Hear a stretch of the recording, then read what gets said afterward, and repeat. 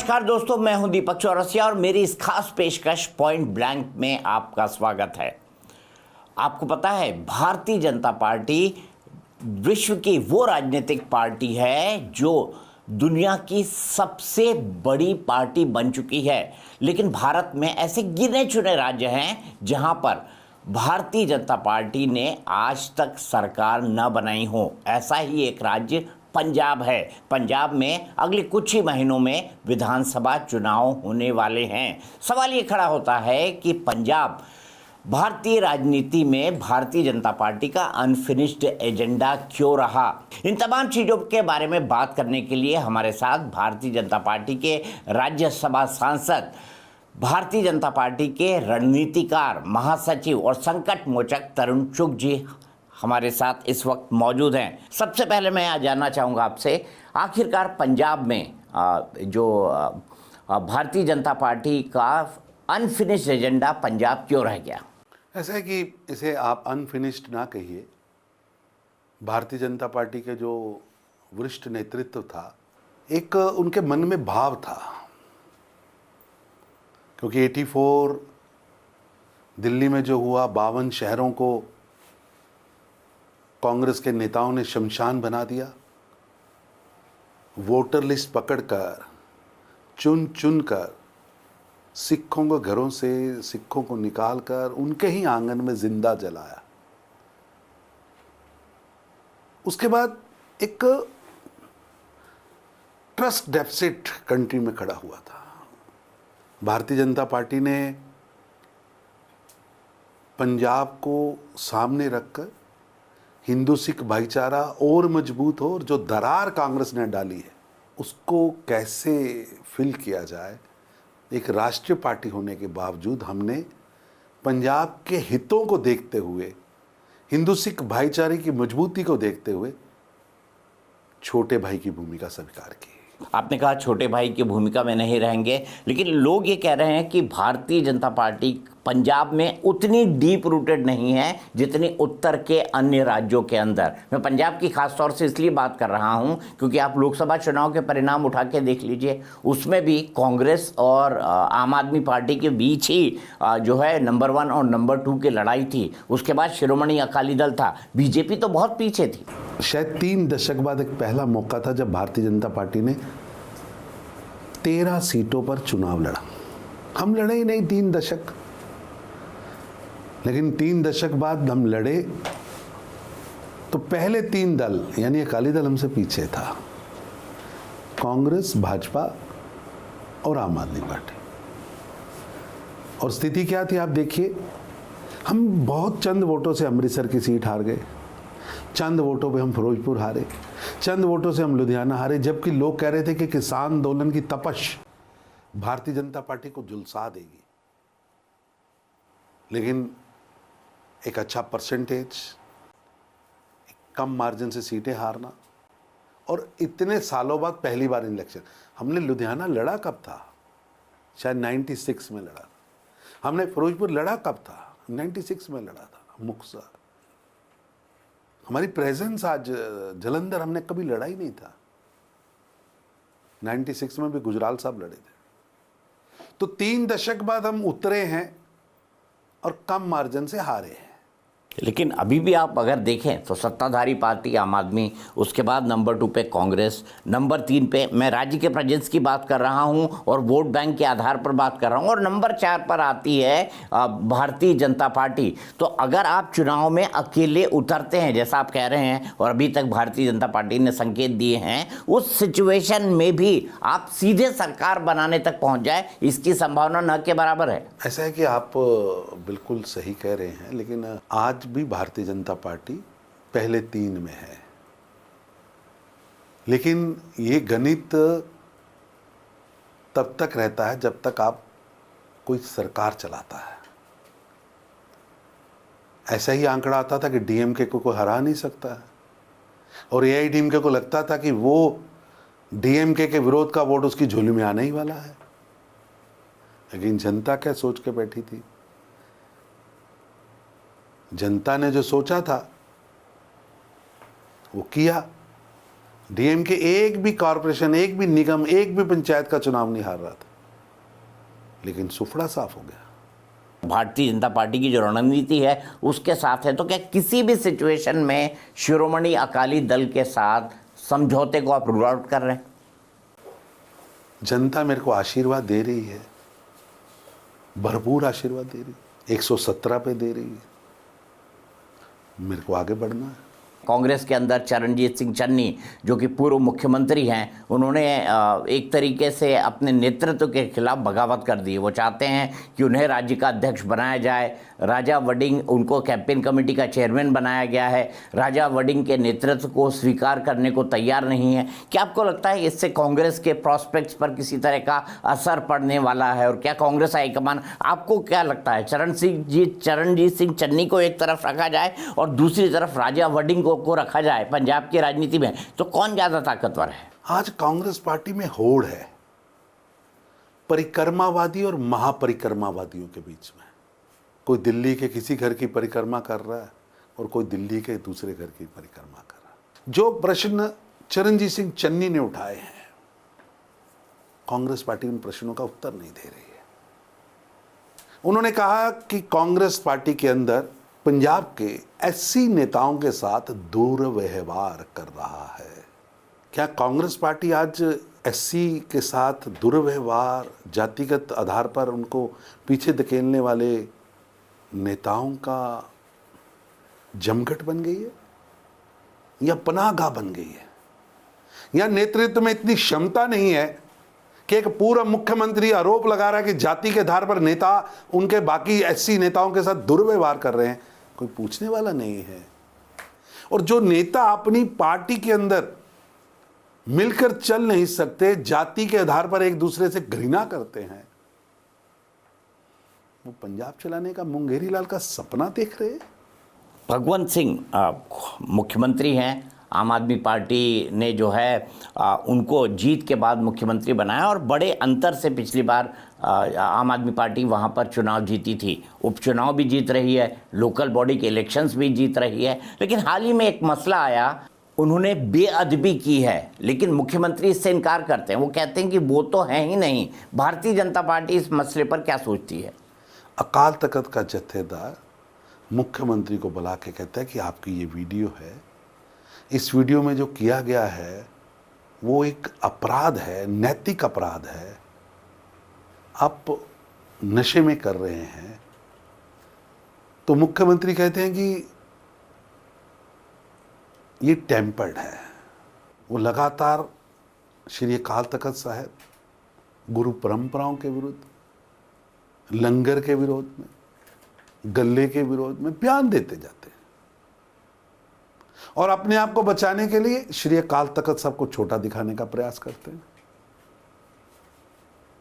और इससे आगे जाते हैं, आपने किसी पुलिस ऑफिसर को भेजकर पैसे के बल पर एक झूठी रिपोर्ट बनाई जाती है जिसमें अकाल तख्त साहब झूठे हैं, वो रिपोर्ट पेश की जाती है।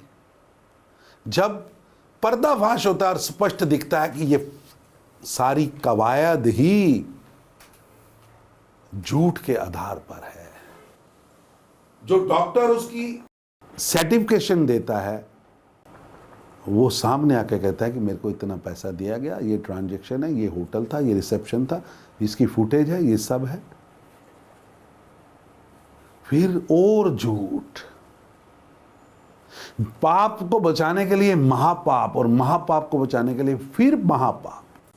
आपको क्या लगता है पंजाब में चार जो पॉलिटिकल पार्टीज़ हैं और आम आदमी पार्टी, उन सबको पीछे करके पिछले 15 साल के अंदर एक उभार के तौर पर निकल कर वहाँ पर आई है, सत्ताधारी पार्टी बनी है, इसके पीछे आप सबसे बड़ा पॉलिटिकल फैक्टर किसको देखते हैं? ऐसा है कि क्या वो फैक्टर, आम आदमी पार्टी का दावा है कि वो फैक्टर तो अभी भी बना हुआ है?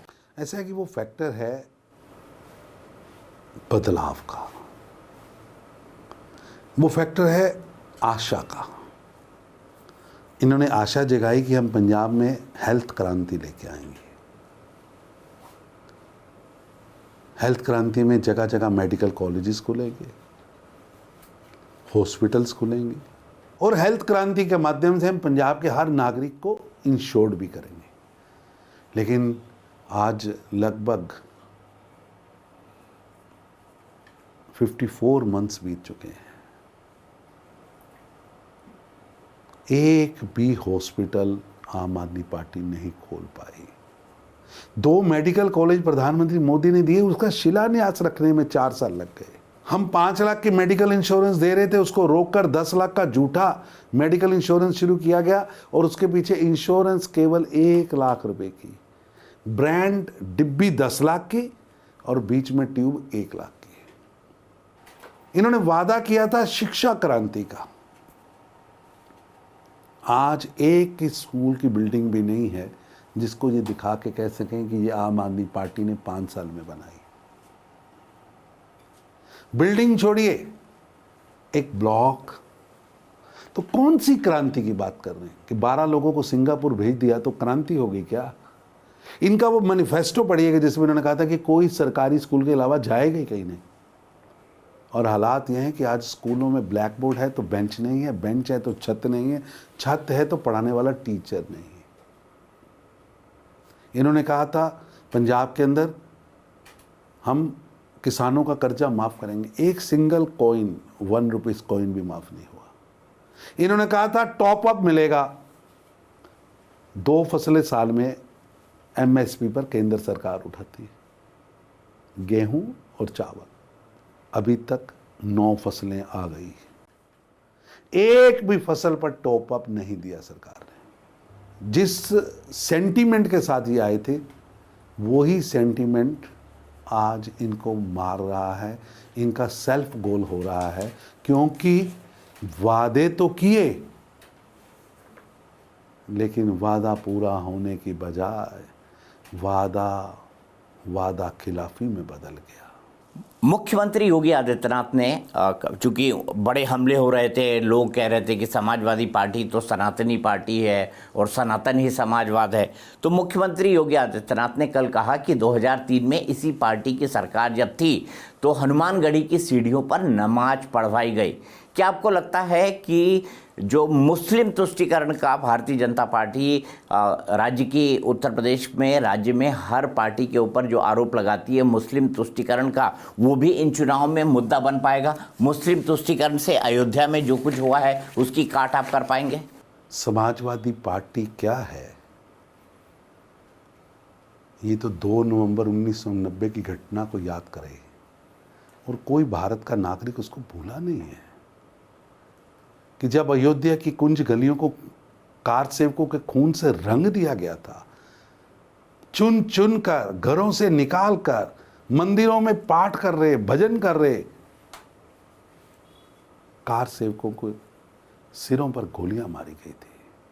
कि राम मंदिर के निर्माण में जिन्होंने रोड़े अटकाए वो लोग आज किस मुख से ये बातचीत कर रहे हैं?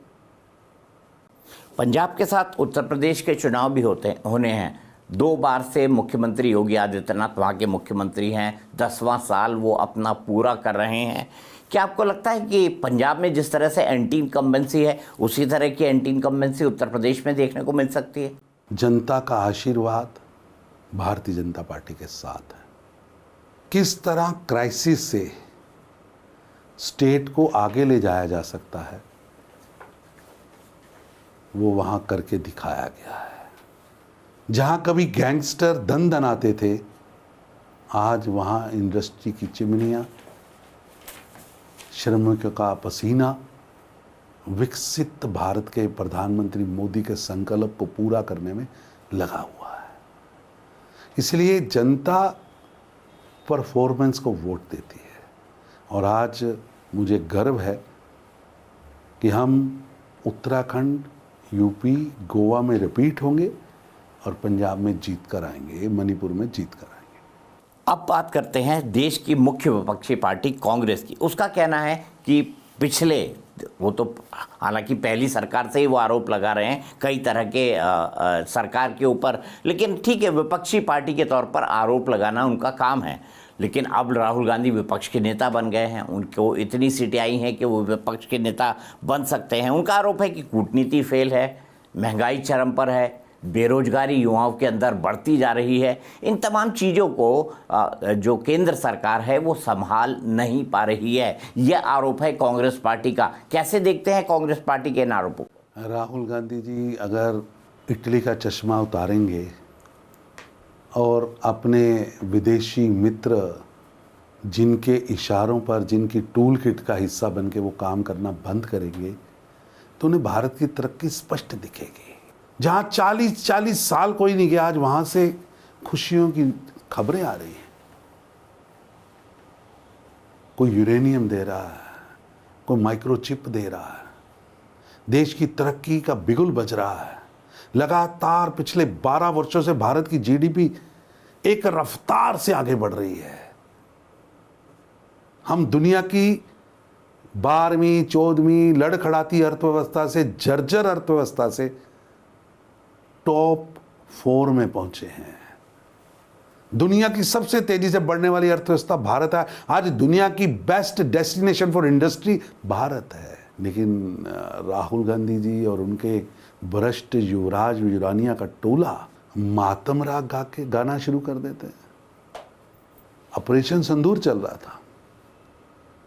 भारत विश्व को मैसेज दे रहा था कि हमारी मिसाइलों के निशाने पे सियालकोट हो, भावलपुर हो, लाहौर हो, कराची हो, जहां भी कैंप बनाओगे हम उन्हें तबाह करेंगे। आप जितने आतंकी भर्ती करोगे हम सबको कब्र में पहुंचाएंगे। ऐसे समय में जो पाकिस्तान की सेना प्रेस नोट जारी कर रही थी, उसे कॉपी पेस्ट करके राहुल गांधी यहाँ जारी कर रहे थे। जिनको लगता है कि छुट्टी जाना, छुट्टी बिताना, विदेशी दोस्तों के साथ घूमना फिरना, किसी अच्छे सैंड के ऊपर, किसी सागर के किनारे इटली का काला चश्मा लगा के भारत को वहाँ से देखेंगे, उनको क्या समझ? एथेनॉल मिक्स पेट्रोल E20 जो पेट्रोल आ रहा है उसको लेकर बड़ा कैंपेन चल रहा है कि ये ईंधन जो है वो गाड़ियों को ख़राब कर रहा है। पेट्रोल में एथेनॉल की ब्लेंडिंग नहीं होनी चाहिए, कम से कम E20 तो बिल्कुल नहीं होनी चाहिए, इससे गाड़ियाँ ख़राब हो रही है। पार्टी का इसको लेकर क्या व्यू है? आप खुद गाड़ी का इस्तेमाल करते होंगे, आपकी क्या आप तो नहीं देखते होंगे एवरेज क्या है, लेकिन फिर भी क्या आपके एवरेज में गिरावट आई है गाड़ियों? परसेंट एवरेज का है नहीं। और मैं टेक्नोक्रेट नहीं हूँ। अगर टेक्नोक्रेट कह रहे हैं ये ठीक है, तो भ्रम क्यों फैलाया जा रहा है? किनको फ़ायदा देने के लिए भ्रम फैला रहे हैं आप? राहुल गांधी के नेतृत्व में भ्रम की इंडस्ट्री चल रही है। कभी आप भ्रम सनातन के खिलाफ चला देते हो, डेंगू है। कभी हम भ्रम भारत के इंस्टीट्यूशंस के खिलाफ चलाते हो, कभी भारत की प्रभुसत्ता के खिलाफ चलाते हो। कितना झूठ परोसा जा रहा है, स्पष्ट दिख रहा। पंजाब में जो है पिछले एक दशक के अंदर ऐसा है कि कई सारे ऑर्गेनाइज्ड गैंग पंजाब में और हरियाणा में काम करते हुए दिखाई दे रहे हैं। क्या ये पुलिसिंग की विफलता है या इसके पीछे आप और किसी तरह का कारण देखते हैं? ऐसा है कि मैं तो मानता हूं कि पंजाब के अंदर गैंगस्टर और रंगदारी पंजाब की भगवंत मान की सरकार की देन है। मैंने कभी नाम ही नहीं सुना था कि ऐसे कोई गैंग होते होंगे। पंजाब में कभी ऐसा नहीं था।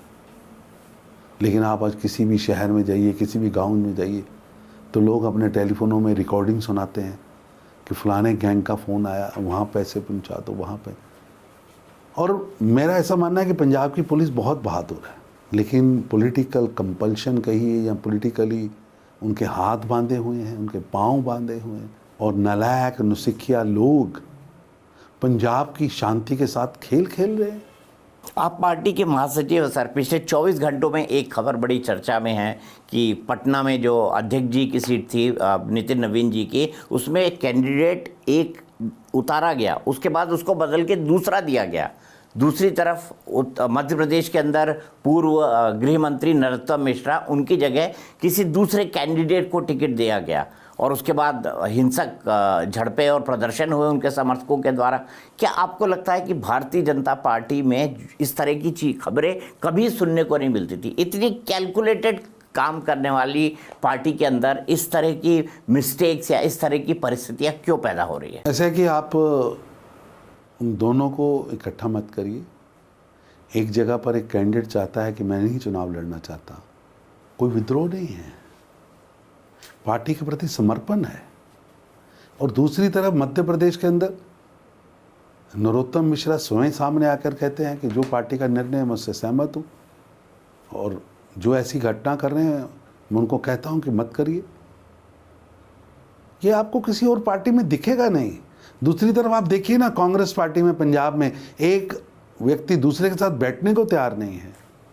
चलते चलते तरुण चुग अब राज्यसभा के सांसद हैं, तो तरुण जी संगठन में लंबा वक्त दे चुके हैं और आप ज़मीनी स्तर के आरएसएस से जुड़कर आप भारतीय जनता पार्टी के अंदर पहुंचे हैं और राज्यसभा के सांसद भी बन गए हैं, महासचिव भी हैं पार्टी के। तो अब सरकार में या संगठन में कहाँ पे होंगे तरुण चुग जी? तरुण चुग कार्यकर्ता है, तीसरी पीढ़ी का कार्यकर्ता है, डीएनए में कार्यकर्ता है। आइडियोलॉजी मेरे डीएनए में, मेरे खून की रगों में बहती है, मेरे पापा से, मेरे दादा से मेरे खून में आई है, और मेरी कमिटमेंट मेरे संगठन के साथ है। हम तो बिना पते के लिफाफे हैं, जो मेरा नेतृत्व उस पर लिखता है हमें उसे ही अपना भाग्य माना है।